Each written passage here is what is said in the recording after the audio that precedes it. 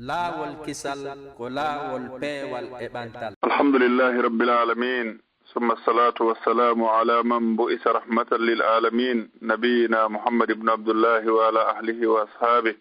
wa man tabi'ahum bi ihsanin ila yawmiddin wa sallama tasliman kaseera.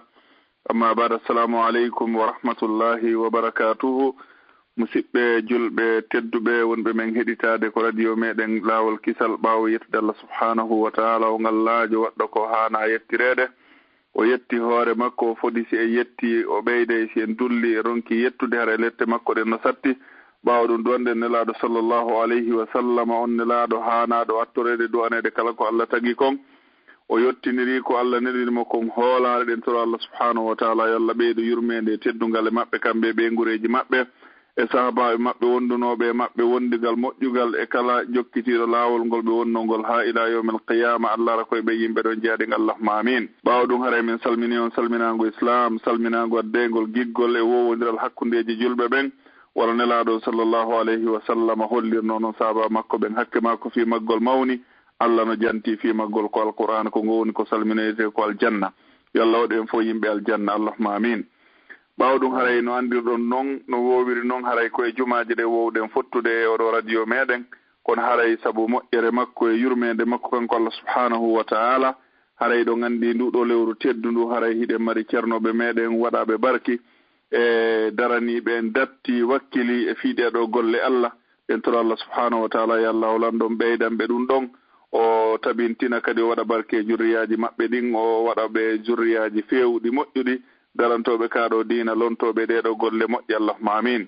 haray ɗum woni cheikh abdallah haray ɓe suɓani en waɗangol en alluwal suumaye e hewtangol en ko radio meɗen ɗo e aseweje ɗen e alattije ɗen jabanagol en landule saabu noon haray ɗen andi landule ɓuuri guluje no waali haray jama on hino hatonjine e famugol ɗum haray inchallahu ɓe wallitoto en ɗo yeru ko Allah taginani ɓe inchallahu e ɗiɗo sayeji raɓɓuɗi haray ɗen andintina ko woni ko technique hande kadi ɗo haray ko yumma meɗen hajja fatmata ñeppi wondude cheikh mamadou aliou bari cheikh alpha omar diallo e musidɗo moɗon abdallah diallo haray ko woni ko micro hande kadi ko cheikh abdallah diallo wontiranɓe e bruxelles ɓe tawata en fo ɗo ɗen andi ɓe en wiyata ɗo ɗen haymo yaari ɓe saabu noon haray ɗen andi golle maɓɓe ɗen ko ɗerol meɗen ko facebook e golleji maɓɓe goo ko wona ɗon haray ɗen tori Allah subhanahu wa ta'ala yo Allah ɓeydanɓe ɗum ɗon. haray ɗo en juutinde e jonde nen inchallahu warayde watta micro on e sokeje maɓɓe inchallahu fiyoɓe waw en fuɗɗanade yewtere nden e jettu e landule ɗen haray landule buyno ari ga haray kala haton jimɓe landoyegol no wawi wadde étoile 61 ɗum star 61 hoodere 1jeego haray ɗen toro jama on kadi fof wonɓe ɓe naatu ɓen gaɗen haray mo kala yo waɗoye landal gotal haray landule ɗuɗuɗe no woodi hara ɗen andintina kadi jokkiteregol en ko ɗerol meɗen ko youtube inchallahu haray landule ɗen fof e ko jaaba kon ɗo fof haray no ton e ko ɗerol meɗen ko facebook inchallah. assalamu aleykum wa rahmatullahi wa barakatuh. aɗa oustad mi watti micro nge sokeje moon inchallah. wa aleykum ssalam wa rahmatullahi wa barakatuh. aray alhamdulillahi ala ni'mati l'islam wa kafa biha min ni'ma ثم الصلاة والسلام على أشرف الأنبياء والمرسلين نبينا محمد وعلى آله وأصحابه ومن تبعهم بإحسان إلى يوم لا مرد له من الله. ɓaawo yettude o haanaɗo yettede duwano ɓurnaɗo tagi fo ɓeygure makko e sahabaɓe makko ɓen fo haray men salmini on salminago dina salminago l'islam salminago yimɓe aljanna ka aljanna yo Allah waɗan en fo meɗen jeyaɓe yimɓe aljanna e weltanike subhanahu wa ta'ala tawnuɗo e lewru suumayendu hikka en hooriduno e buygo feƴƴi Allah tawnari ɗi hikka wona oustaz sohnoon amiru duɗal sunnangal bruxelles o en toriki Allah yo Allah yaafoɓe wondude e kala faatiɓe julɓe ɓe fof ya rabbal alamin. en toriki Allah subhanahu wa ta'ala o jarrabuye mo Allah on addi e hoore ɗe mofte nde hitande ɗo en toriki Allah kanko pettowa idde ɗum ɗo yo Allah on ittan e nde nawnare yeru nawnuɓe ɓen fop musidɓe meɗen kala ka ɓe nawniri en toriki Allah yo Allah on dikkimɓe faatiɓe yo Allah on okkuɓe baraji yanɗo shahid yeru luttuɓen taw en toriki subhanahu wa ta'ala yo Allah ɓeydi wadde hijabu danda en dandana ya rabbal alamin. ara en weltanike équipe laawol kisal on fo min alifihim ila yaihim hina o ma oɗo fof weltanike ɓe wa ala ra'atim inchallahu hajja fatumata ñippi e wondiɓe maɓɓe fof torki Allah yo Allah wisin en hisina en fof wondude radio ji kala radio uddituɗo hara ko fiino l'islam famire yo Allah waɗa barke e majji waɗa barke wonɓe dogande fi majji ko walayɓe yewtereji ko yiltindiraɓe to machine o ha jama o wawa famude mako wonɓe wadde lande toon fino jama on famara ya rabbal alamin. Ara inchallah on Oustaz Abdallah Almagne ɓe holliri ɗo ni ara inchallahu ko fiyo jama on heɓu ka hilno hara wona Facebook kon tun haray inchallah fuu hino ka cuuɗi fewno ɗo haray jama on sa hollari ɓe ko ɓe kipa ɓe ɗaɓɓana e hoore maɓɓe ko kipa hara hawnaki goɗɗungo hina ko hanano jokkede hara inchallahu hiɗen eto yewɓe gadrel istitaa ko wawɗen jaabagol kon jaaboɗen koyen annda ko ngal inchallahu maranen docteur en ha sanga kalande ɓe artoy bi isnillahi taala joni haray Oustaz Abdallah ko adi en natande lande ɗen ko adi kon tawa musidɓe meɗen mbuy haray hino faati Amérique haray fureji ɗin inchallahu haray ɗi surraka sabu sattugol ko surrete ko haray boyi kadi fakori Bruxelles ɗo télé wonowa jowo ha jeego soit woɓɓe hara ko musidɓe men ka ɗengal ma woɓɓe wara ko musidɓe meɗen ka diina e ka leydi en toriki Allah yo Allah on yaafu fuu hara inchallahu en aroyey fii ɓen faatiɓe ɗon haray ko honɗum woni ko heɓɓa fii mum hawnaki noon no gasa hara buyi kadi fii wallitagol no ɗen no wawete wattinirede en waɗo e yewtere ko ɓooya e nder e balɗe ɗo haray inchallahu ko yondir fii muɗum haray ko hikki ɗon aɗo e fuɗɗade lande ɗen mi andintina e toɓɓere wotere ɗo wonde e jinnude hakkundeji meɗen ga haray waɗo menen yette jalloɓe meɗen maapini moƴƴa ko honno naafi ɗon ko wata feƴƴirgol ka cuuɗi ɓay haray ka juulirɗe wowano yaheede hiɗen jogii sukaɓe hunjiɓe Qur'an hara hino ɓowri joni noon haray tigi tigi on ko ɓe laaɓodire e ngal ɗo ka nder cuuɗi ga haray ɗon komi yewtata ɗon ko ɓuri e raɓɓiɗude ko la yukallifullahu nafsan illa wus'aha Allah fawari wonki wo wonki si wona yeru embere taɗa makki yeru ko Allah subhanahu wa ta'ala hoddiri kon ko ɗum woni ko hunjiɗa ko ɗum woni ko wawɗa haray naafenir ɗum ɗon ɓeygure ma nden haray ka nder suudu si tawi noon hiɗon jogii to sukaɓe hunjiɓe maîtrise ɓe moƴƴi hara ko helli faaɓe haray ko ɓen noon woni fa awla nelaɗo sa sallam o maaki yo almo on ɓurɗo on andude deftere Allah nden fof haray ko noon ɓuri handude almamankaku ngun amma noon haray sonnajo on haray sumo hunji hay so ɓuy gorko on haray na kanko sellata almamankaku debbo haray ka diina meɗen ahlu sunna wal jamaa harana piiji ko woni e feƴƴude fewndo ka réseau sociaux ji haray mi toro jama on fof inchallah ko hikki ɗon kadi haray buy fewndo hino naafirde ko wiyete kon haray ka ɗuma ka Facebook haray ko ɓuri jiccugol kon ko ɓuri e sellude kon wata naafiri e Facebook a heɓata hushu yankinare e kulol Allah e julde nden haray ɗum ɗon kadi hakkille ma woni ko Facebook on haray on tigi ko honɗum haani waɗugol honɗum on tigi haani waɗugol ko yeru ko wawɗa kon haray naafir ɗum ɗon juulira ɗum ɗon ela sar sallam hiɓe maaki hay sayi goɗɗo hara ko fatiha on e ɓul walla pet woni ko hunji mo wawi rewirde ɗum ɗon Allah gurdam makko ɗan fuu haray ko nen toɓɓere ɗon mi falteno andintinde inchallah ɓay haray naatan juutayɗo moƴƴa mi daro wan waɗo inchallahu fuɗɗode lande ɗen ɓe wiya wa billahi tawfiq naam are ustad on jarama o weltanama saabu noon ko toɓɓere himmude woni ko andintinɗon ɗo en torki Allah subhanahu wa taala yo Allah windangon ɗum ɗo ko misar mon hasanat yawma la yawma bi qalbin salim worno yimɓe ɓe heɗitiɓe ɓen fof yimɓe ɓe Allah manti o yewti fi muɗum o wisi ɓe nani konnguɗi no yewte ɓe ƴette ko ɓuri ko moƴƴude ɓe haɗito e ko boni ko haɗa ɗe ganditina jamma fof waɗugol étoile 61 ɗoni star 61 hoodere 60 wonande natuɓe nder gaafi yen aru ko lande haɗa ɗe gandintina kadi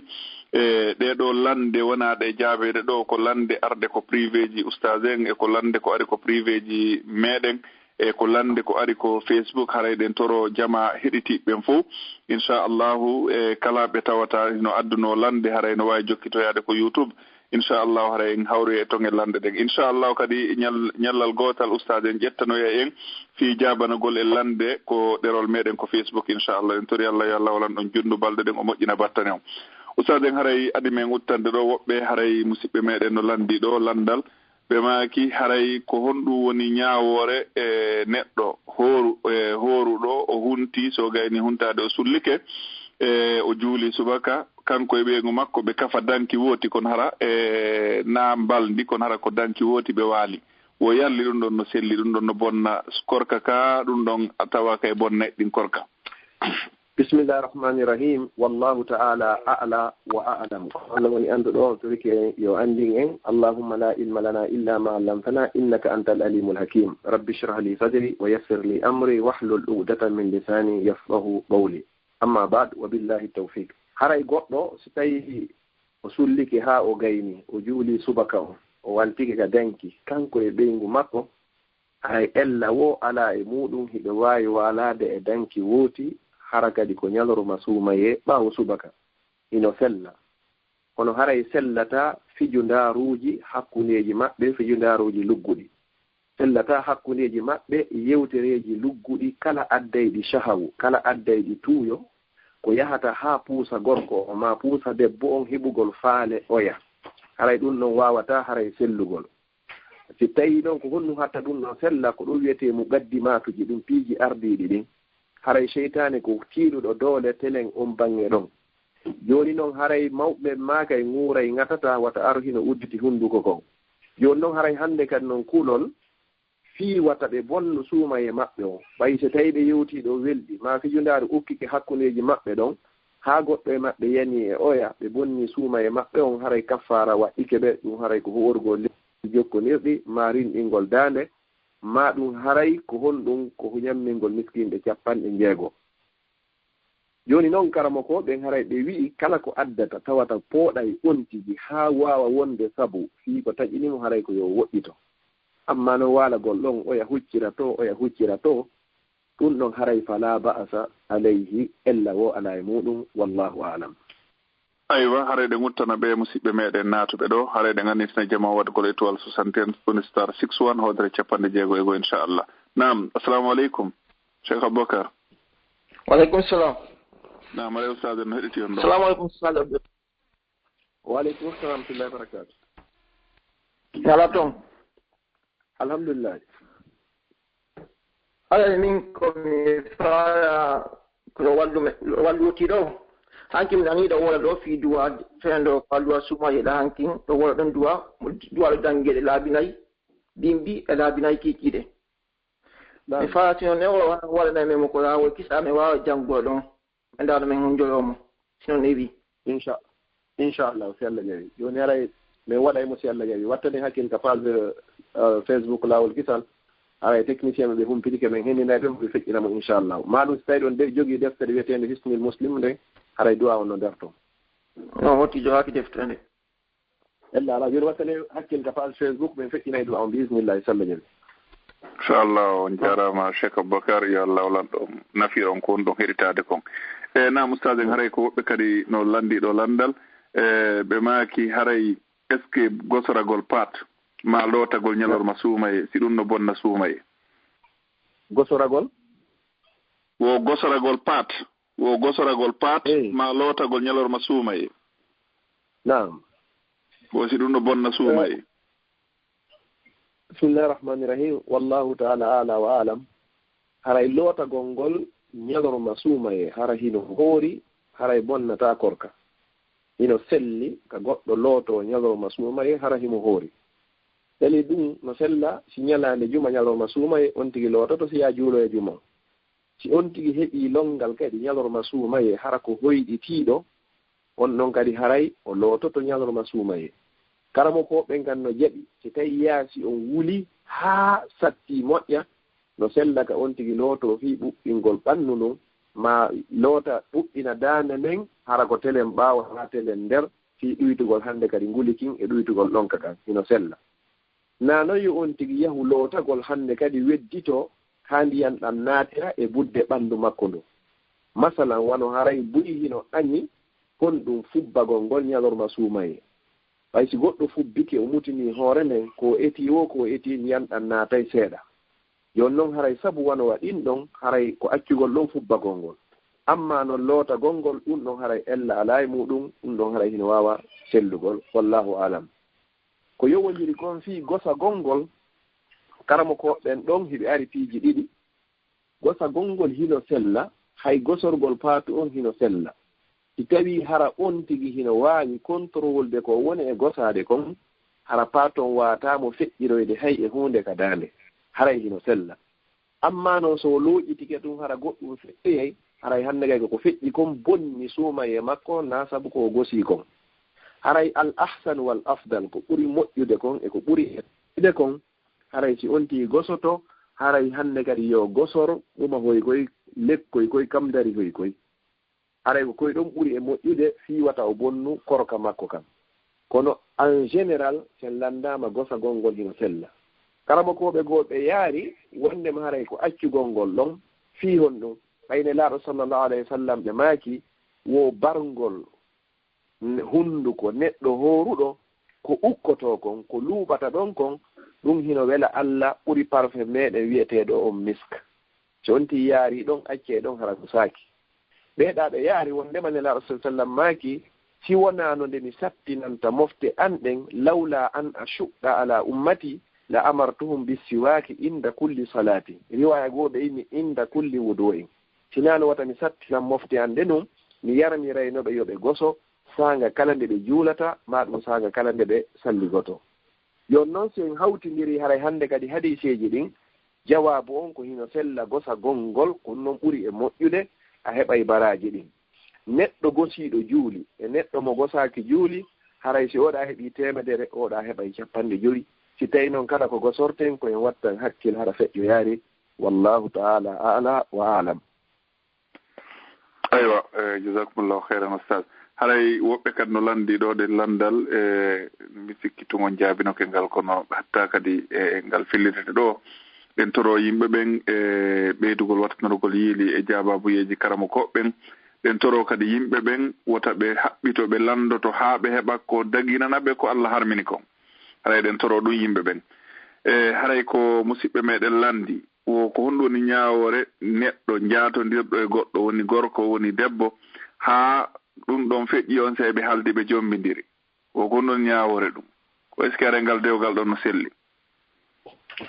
wallahu taala ala wa alam ala mazhabi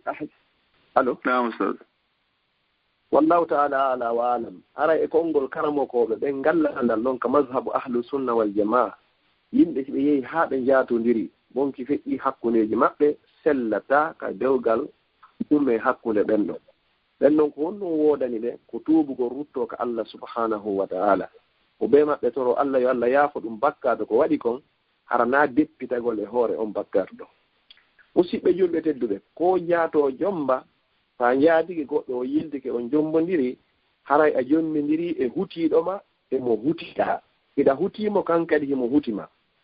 musidɓe julɓe tedduɓe bani adama fof bani adama himo soñjo e hoore o aduna ha o inna yo Allah warumo ma o yaha o warto kono o yiyataka goɗɗo soñji ha o inni yo Allah wirtumo goto yiɗa ɗon an e goɗɗo son jaatodiri ha o gayni yiltike on jombidiri hande kadi ñande kawtal haɓi o ko fiiɗin piiji wownete ɓiɓɓe ma anday hande kadi ko feƴƴinɗa fewndo payko yagal ma sabuna an e goɗɗo son jaatodiri on jombidiri ko fanɗi o ko fanɗi haray gorejo debbo on goto hino andi gorejo gorko on goto kadi haray hino andi ko ɓen ɗon yahoyta hande kadi wirtoyama ñande ɓiɓɓe ma fuɗɗi wowloygol fii laamu ma luɓɓe fii ardagol kala ko ɓe wowloy ɓe inna e nene ma e babel ma ɓe jaatonirno si ɓe jommidire ɗum ɗon wowle paykon ko nana ɗum ara landito mawɓe ɓen hara mawɓe ɓen wawata yeddugol ɗo woni goo ɗiɗaɓum ɗum ko hikkiɗon goɗɗo si o ari o qirritike min e kaarijo men jaatodiri sariya l'islam on ko wi taw mo ɓe maɓɓe koyo faweta o loyru temedere ko ɗum woni sanku ko ɗimɓe piyete ko si ɗin ɗon wawi heƴugol e maɓɓe taw si fi goɗɗum ngoo noon wowle mi lando noon joni ɓe landotoɓe fof fi jaato jomba ko hombo e hombo jaatondirta ha gayna ɓe ara ɓe qirrito ɓe jaɓa fawede on kuuɗon loyu patawol temedere hara kande ɓe fawi ɗum ɗon hara ko jama on fof hino mooɓa fewndo ɗo ko honno jama on mooɓirte ɗum ɗon haray ko waɗugol layfu direct kaarijo e kaarijo ɓe jaatodiri ɓe ari ɓe qirritike haray hande ñalande kaari haray ɓe foccete ɗo mo ɓe maɓɓe patawol temedere hombo e men yiɗi nde wirtere ɗon yon si tawi pellet jawabu on ko laa goto e meɗen yiiɗa ɗum ɗon yon noon ko hombo kadi suusata Allah huma dewgal e hoore ɗum ɗon ka suusata humugol dewgal e hoore ɗum ɗon ko ɗum woni sellataka jommidire tati on enen wo min wonɗo e wowlude e onon jentiɓe lan e landire ɓen fop kala goto e meɗen anduɗo bandirawo ma neñirawo ma ɓiɗɗo ma o jatodiri e sagata o a jaɓata okkude mo ɗon hiko sagata ma on kadi miñirawo ma ɓiɗɗo ma gorko a andi o jaatike jiwo kaarijo aray pellete a jaɓata o jommidira e on ɗon inna allaha tayyib Allah ko laaɓuɗo pos wala yaqbalu illa tayyiban ko jaɓata kadi si wona ko laaɓi yo Allah yaafo en o surra en o malla en adna o ɓalno en laakara wallahu taala ala wa alam.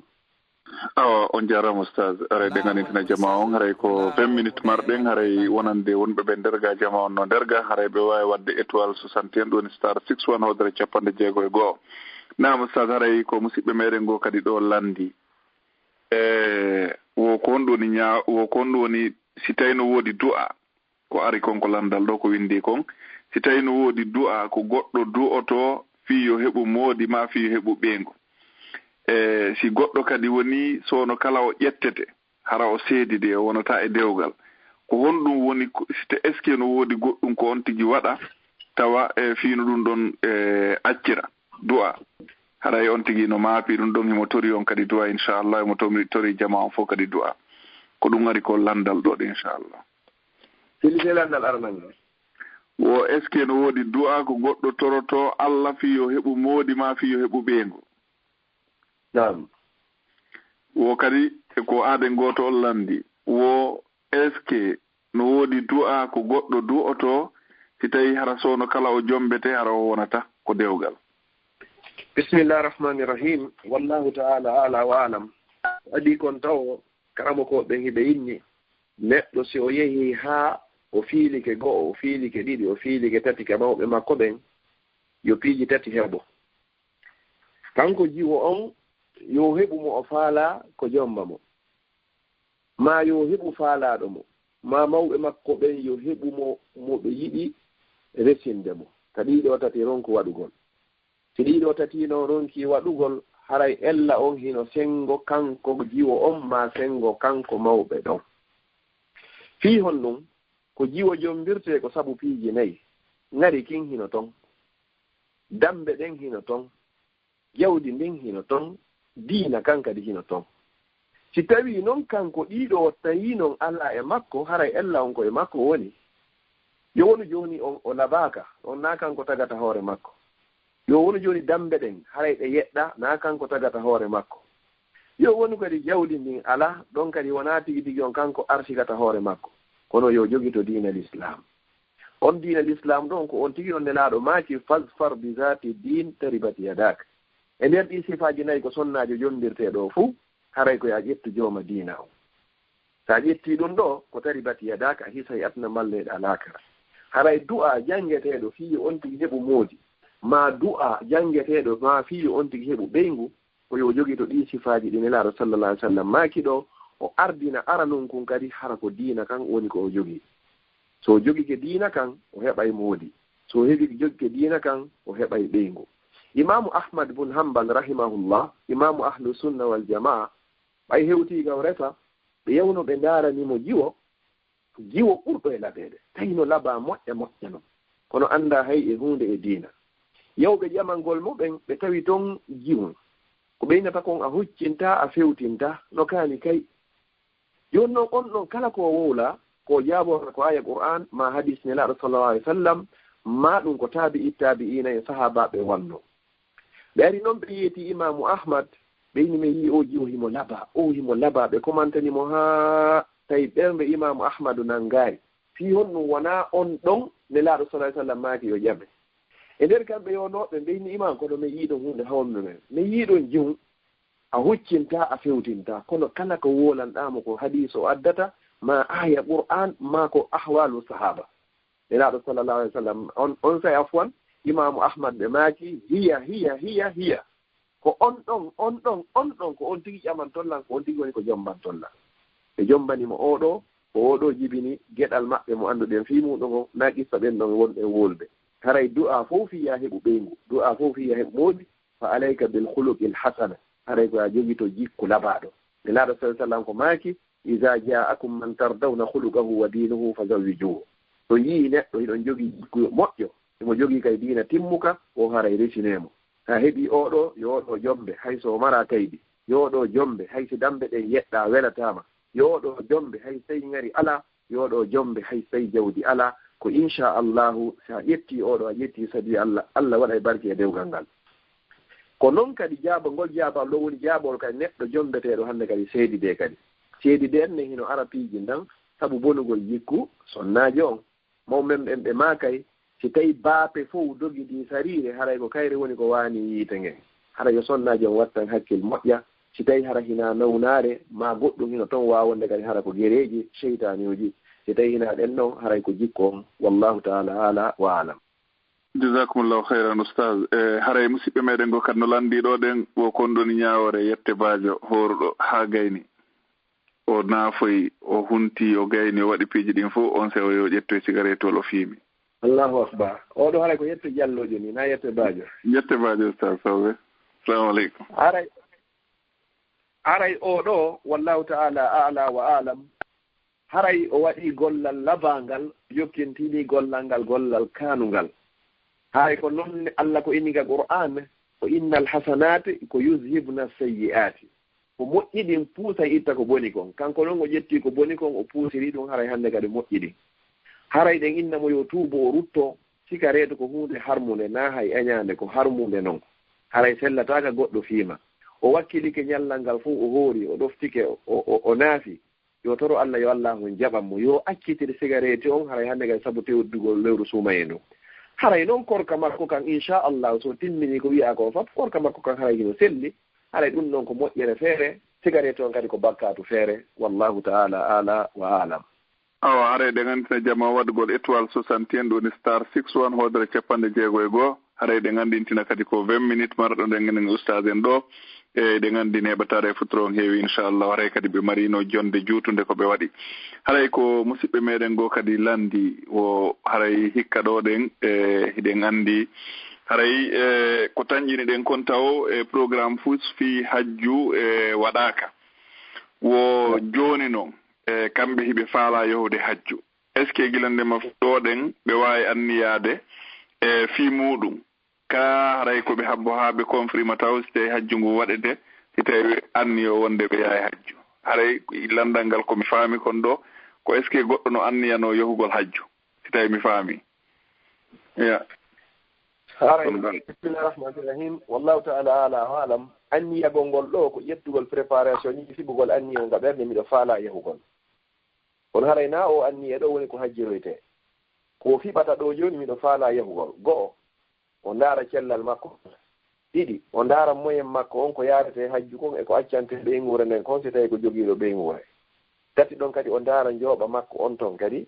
jogi on kadi o ndaara kadi ko honɗum e honɗum hajjuyankejo haani yooɓagol ko kulol Allah o jannga kadi ko honno hajjiroyte fiɓugol o anniye ɗo gollitira ɗi piiji ɗo ɗin ɗo jaisi haray no sellanamo amma noon anniye fii hajju on tigi ɗum noon ko tuma on tigi hewtoy toon on anniye ɗon o waɗama wo honde tuma ñande 7 donki kanko ko wodanimo ɗo si tawi yo wondu e anniye inchallahu hikka si hajju on toon udditama mi hajjoyey si Allah on ƴettitimo ɗum noon aɗo udditede ma ɗum hay si udditoyama Allah ƴettitimo ma nawnare yani e makko ma mbuuɗi ɗin ari perdugol haray tigi tigi on so maayi e nder muɗum maayidi e anniye labaɗo innamal a'malu ko binniyat golleji yettirte ko sabu anniye on ɗiɗa ɗum noon kadi no si o maayi hara ko tremblement de terre waɗi jama on fof maayi mo boy ko anniye mo waalodi on haray ko on o innintinoyde e muɗum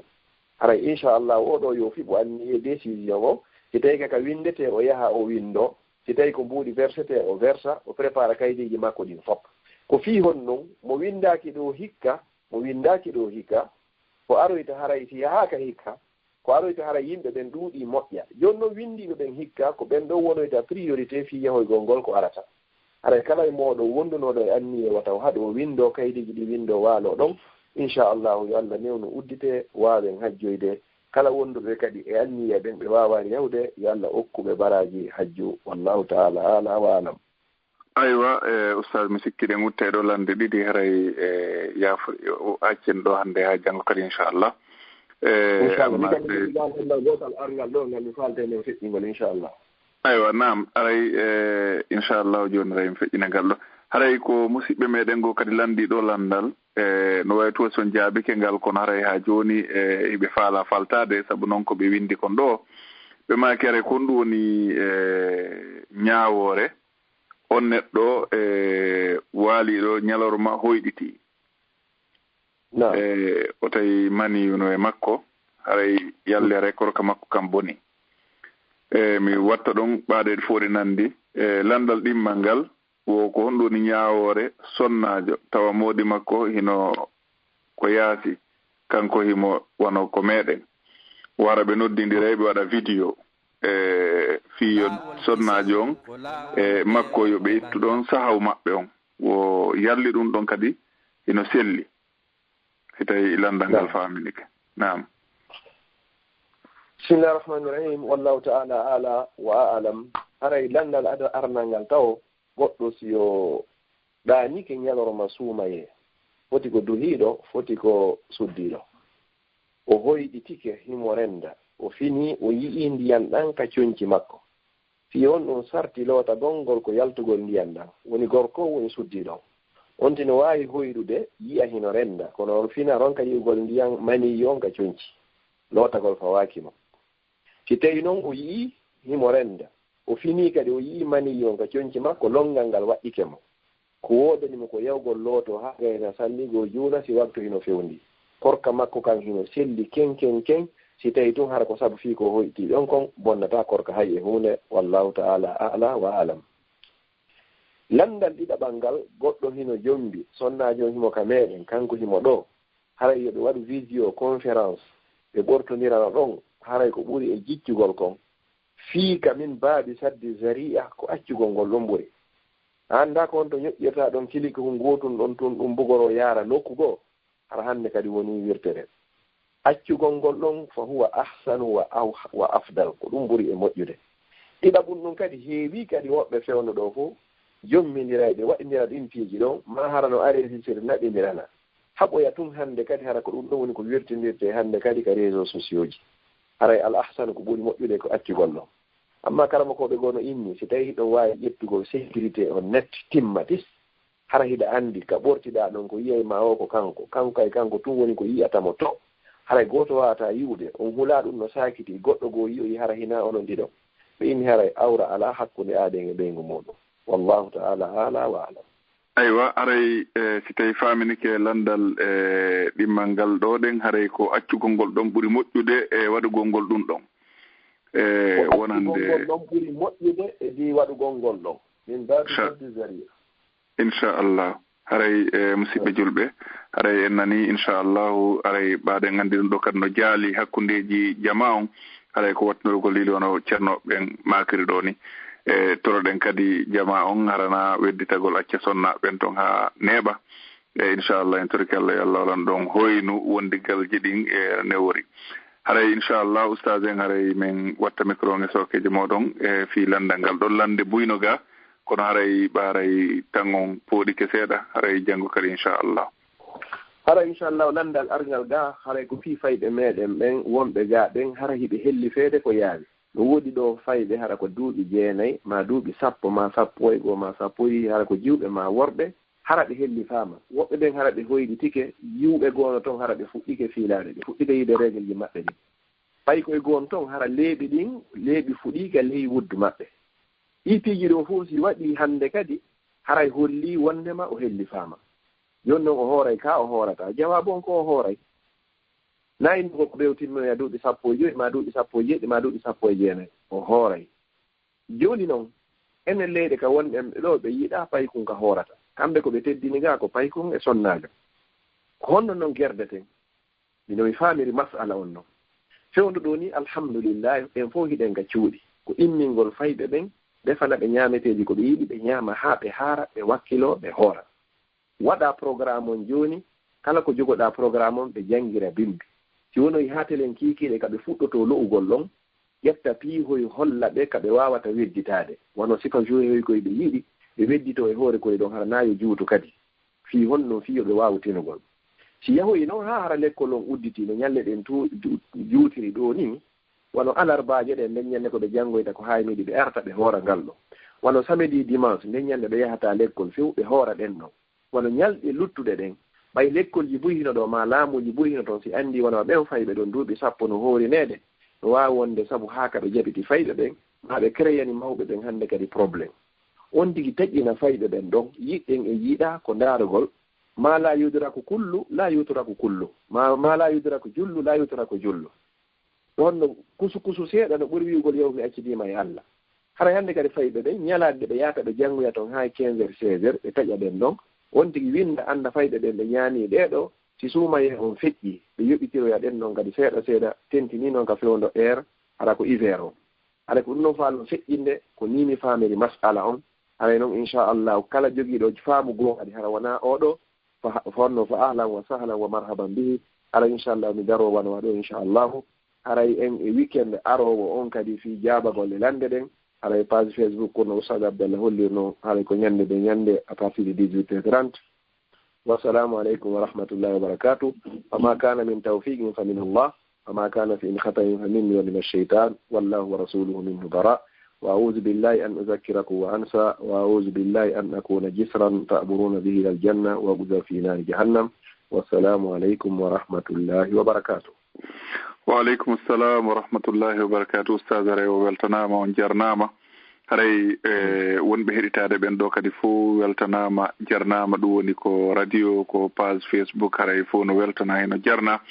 inchallahu haray si tawi jon ñalɗo ɗen jaaɓi haray en e asewe yontere hannde e asewe e alattije ɗen fof haray en fotte ko radio meɗen ɗo 19h30 l'heure Paris e fi o oustaz e waw jabanagol e lande haray ñande o ñande noon hiɓe marani en alluwal suumaye e wondugal e nafooreji ɗuɗuɗi ko ɗerol meɗen ko facebook ɗen toro Allah subhanahu wa taala yo Allah waɗan ɓe ɗan ɗeɗo golle maɓɓe ko misan maɓɓe hasanati yawma la yanfa'u malu wala banun illa man atallaha bi qalbin salim haray ɗen andintina inchallahu ko woni ko technique ɗo hannde kadi ko yumma meɗen hajja Fatmata ñippi Cheikh Mamadou Aliou Bari Cheikh Alpha Omar Diallo e musidɗo moɗon Abdallah Diallo haray ko wonno ko micro ko Oustaz Abdallah wontiranɓe en sengo Bruxelles haray si jon sayiji ɗin muuyi haray en gueɗe balɗe ɗo kadi inchallah haray meɗen wiya noon yo Allah hulan ɗon newnan en feere horugol lewru suuma e ndun timminandu e hoore iman e o waɗana en kadi dewe meɗen ɗen fof hara ko jaɓade o yaafo en palje meɗen ɗen e bakkatuji meɗen ɗin wa salllahumma wa sallim wa barik ala nabina Muhammad